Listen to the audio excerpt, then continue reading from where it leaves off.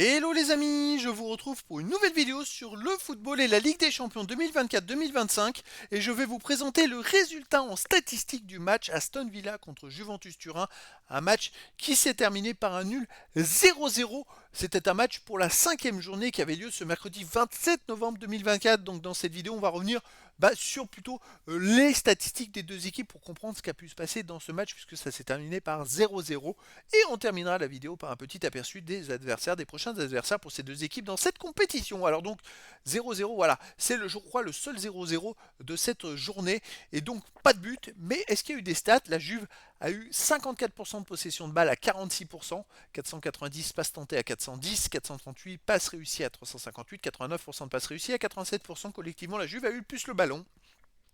Ils ont un peu dominé d'un point de jeu, en jeu collectif, on va dire, et en passe. Les occasions 7 partout, 11 tirs à 8 pour Aston Villa.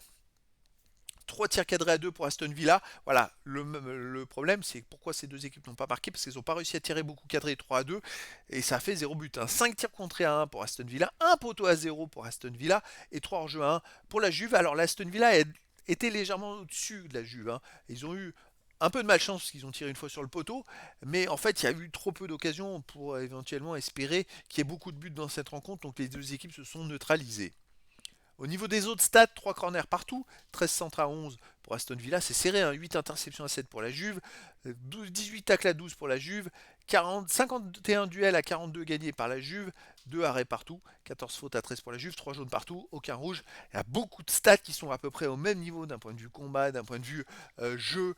Donc en fait, le match nul, il est presque logique quand on voit toutes ces statistiques. C'est vrai qu'il n'y a pas une équipe qui sort vraiment du lot. Et donc ça fait des points de perdus parce que le match nul, c'est qu'un point. Peut-être plus un point de gagné par la Juve.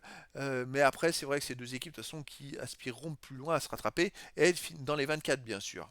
Au niveau des prochaines rencontres, alors l'Aston Villa jouera le 10 décembre à 21h, ce sera à ORB Leipzig, tandis que la Juventus Turin recevra le 11 décembre à 21h Manchester City dans un match explosif vu la forme actuelle de Manchester City qui a encore réalisé dans cette Ligue des Champions un match hallucinant. Ils ont mené 3-0 avant de se faire rattraper 3-3 à domicile, limite en donnant 3 buts à l'équipe adverse. Donc ça va être un match vraiment à suivre, ce Juventus Turin Manchester City. Donc voilà les amis, c'était la présentation du résultat en statistique du match Aston Villa contre Juventus Turin, un match qui s'est terminé par un nul 0-0. Voilà les amis, je vous dis à très bientôt pour une nouvelle vidéo.